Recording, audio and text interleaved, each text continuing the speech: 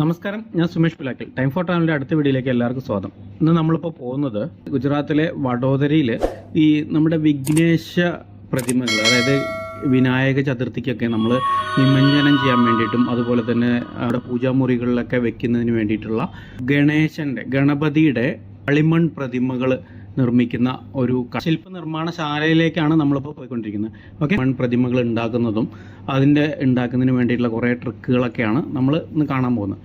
Okay, അപ്പോൾ എന്തായാലും കൂടുതൽ പറഞ്ഞു നീട്ടാതെ ഡയറക്റ്റായിട്ട് നമുക്ക് നമ്മുടെ വീട്ടിലോട്ട് പോകാം.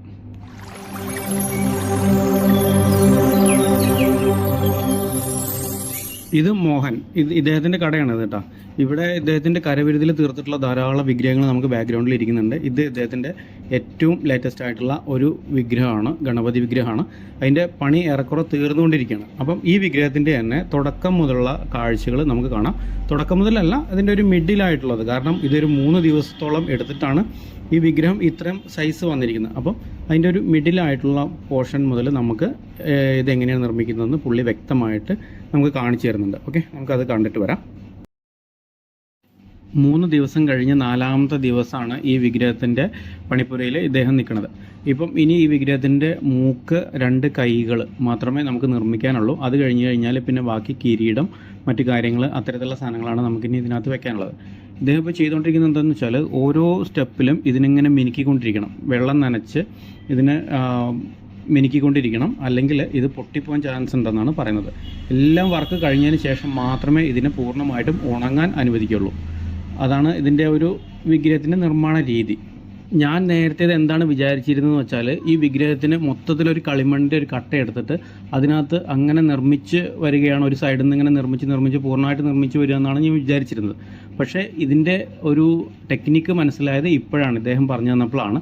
കാരണം ഇതിൻ്റെ നിർമ്മാണ രീതി എങ്ങനെയെന്ന് വെച്ചാൽ ഓരോ ഓർഗൻസും, ഇതിൻ്റെ ഓരോ അവയവങ്ങളും, അതേപോലെ തല, മൂക്ക്, ചെവി, കൈകൾ, ആ ഉടുപ്പ് പോലെയുള്ള ആ ഏരിയ, ഇതെല്ലാം തന്നെ ഓരോരോ സെപ്പറേറ്റ് പീസസ് ആയിട്ടാണ് ഇവർ ഉണ്ടാക്കുന്നത്. അതിന് ഓരോ പ്രത്യേകിച്ച് മോൾഡുകളുണ്ട്.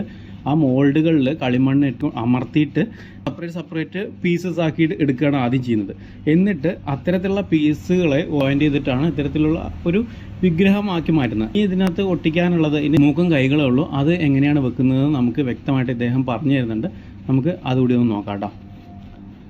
ഇനി ഈ വിഗ്രഹത്തിന് തുമ്പിക്കൈ ഫിറ്റ് ചെയ്യാൻ വേണ്ടി പോവാണ്.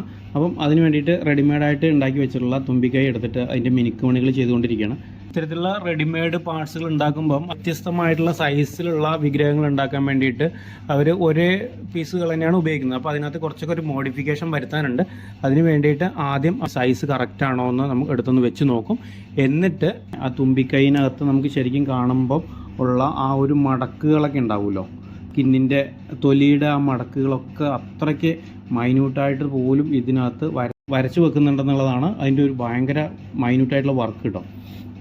ഓരോ ഈച്ച് ആൻഡ് സ്റ്റെപ്പിലും ഇവരതിനെ മിനുക്കി അങ്ങനെ ഫിനിഷ് ചെയ്ത് കൊണ്ടുവരുന്ന ഒരു കാഴ്ചയാണ് നമുക്ക് ഇവിടെ കാണാൻ കഴിയുക. തുമ്പിക്കൈയിൻ്റെ സൈസും ഡിസൈനും കറക്റ്റ് ആയതിനു ശേഷം എവിടെയാണോ വെക്കേണ്ടത് ആ ഭാഗം അവർ നന്നായിട്ട് നനഞ്ഞ തുണി വെച്ച് തുടയ്ക്കുന്നു. തുടച്ചതിന് ശേഷം ആ വെക്കേണ്ട ഭാഗത്ത് കുറച്ച് കുഴിച്ച് അവിടുത്തെ കളിമണ്ണ് കുറച്ച് ഭാഗം എടുത്ത് മാറ്റി കുഴിയാക്കി വെക്കും. അതേപോലെ തന്നെ ഏത് പീസാണോ വെക്കേണ്ടത് ആ പീസിലും കുഴിയാക്കും. അതിന് ശേഷം ഇതിനകത്ത് ശരിക്കും റഫായിട്ടുള്ള ഒരു പ്രതലുണ്ടാക്കിയെടുക്കും കമ്പി വെച്ചിട്ട്. എന്നിട്ട് അതിനകത്ത് നനച്ച കളിമണ്ണ് അതിനകത്തോട്ട് തിരികെ വെച്ചതിന് ശേഷം ആ ബാക്കി വരുന്ന പ്രൊജക്ഷൻ വിഗ്രഹത്തിൻ്റെ എവിടെയാണോ വെക്കേണ്ടത് ആ ഭാഗത്തുള്ള കുഴിയിലോട്ട് അങ്ങ് ഇറക്കി വെച്ച് അമർത്തി അതിൻ്റെ മുകളിലൂടെ ചെറിയ കളിമൺ പീസസ് വെച്ച് വെള്ളം നനച്ച് നന്നായിട്ട് മിനുക്കി എടുത്തു കഴിഞ്ഞാൽ സംഭവം അവിടെ ഫിക്സ് ആവും. പിന്നീട് അത് നമ്മൾ എക്സ്ട്രാ ജോയിൻറ്റ് ചെയ്തതായിട്ട് നമുക്ക് തിരിച്ചറിയാൻ കഴിയാത്ത ആ ഒരു അവസ്ഥയിൽ ലഭിക്കും. അതിൻ്റെ മുകളിൽ അവസാന മിനുക്കുപണികൾ കൂടി കഴിഞ്ഞു കഴിഞ്ഞാൽ തുമ്പിക്കൈൻ്റെ ഭാഗം ഓക്കെ.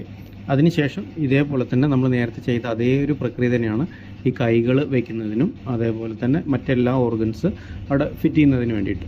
ഇത്തരത്തിലുള്ള റെഡിമെയ്ഡ് ഓർഗൻസ് ഉണ്ടാക്കിയത് തെർമോക്കോൾ ബോക്സിനകത്താണ് വെച്ചിരിക്കുന്നത്. കാരണം എന്താണെന്ന് വെച്ചാൽ ഉണങ്ങിക്കഴിഞ്ഞാൽ കളിമണ്ണ് ഭയങ്കര ബലമുള്ളൊരു വസ്തുവാണ്. അതുകൊണ്ട് തന്നെ ഉണങ്ങാൻ സമ്മതിക്കാതെ തന്നെയാണ് ഇത്തരത്തിലുള്ള ഓർഗൻസ് തെർമോക്കോൾ ബോക്സിൽ സൂക്ഷിച്ചു വെച്ചിരിക്കുന്നത്.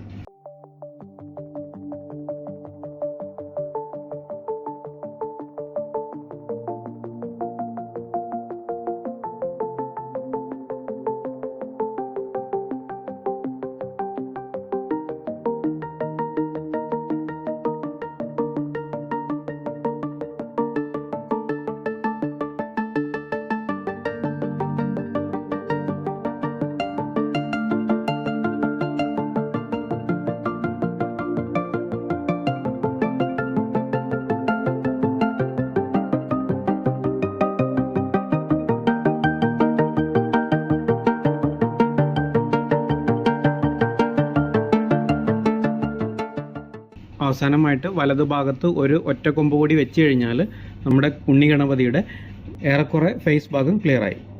ഇനി ഇത് സ്റ്റാൻഡിൽ നിന്ന് മാറ്റി ഉണങ്ങാൻ അനുവദിക്കാറാണ് പതിവ്. അതേപോലെ തന്നെ ഇതിന് മുൻപ് നിർമ്മിച്ചിട്ടുള്ള വ്യത്യസ്ത ഭാവത്തിലും രൂപത്തിലും ഉള്ള ഉണ്ണിഗണപതികളുടെ വിഗ്രഹങ്ങളും നമുക്കിവിടെ ഉണങ്ങാൻ വെച്ചിരിക്കുന്നത് കാണാൻ കഴിയും.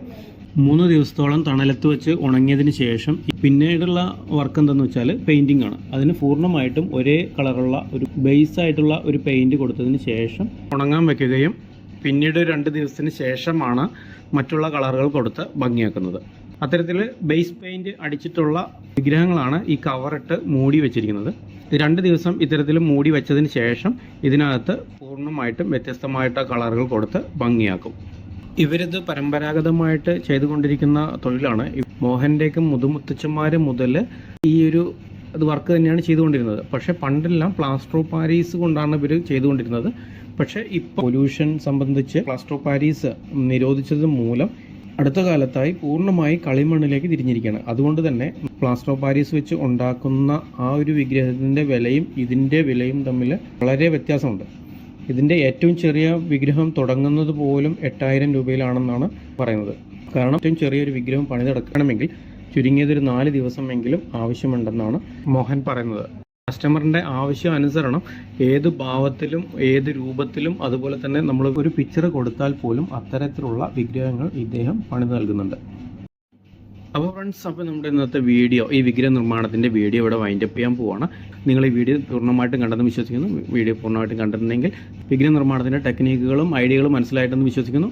നിങ്ങൾക്ക് വീഡിയോ ഇഷ്ടപ്പെട്ടിട്ടുണ്ടെങ്കിൽ ലൈക്ക് ചെയ്യുക, ഷെയർ ചെയ്യുക, കമൻറ്റ് ചെയ്യുക. കൂടാതെ നമ്മുടെ ചാനൽ സബ്സ്ക്രൈബ് ചെയ്യുക. ഓക്കെ, സബ്സ്ക്രൈബ് ചെയ്തതിന് ശേഷം താഴെ കാണുന്ന ബെല്ലൈക്കൺ കൂടി എനേബിൾ ചെയ്യുകയാണെങ്കിൽ നമ്മൾ അപ്ലോഡ് ചെയ്യുന്ന ഓരോ വീഡിയോകളും നിങ്ങൾക്ക് ഫ്രീ നോട്ടിഫിക്കേഷനായിട്ട് ലഭിക്കുന്നതാണ്. ഓക്കെ, അപ്പം ഇത്തരത്തിലുള്ള അടിപൊളി കാഴ്ചകളുമായിട്ട് നമുക്ക് വീണ്ടും കണ്ടുമുട്ടാം. അതുവരേക്കും താൽക്കാലികമായി വിട പറയുന്നു. മറ്റാരുമല്ല, നിങ്ങളുടെ സ്വന്തം time for travel by Sumesh Pulakkal. Okay, by.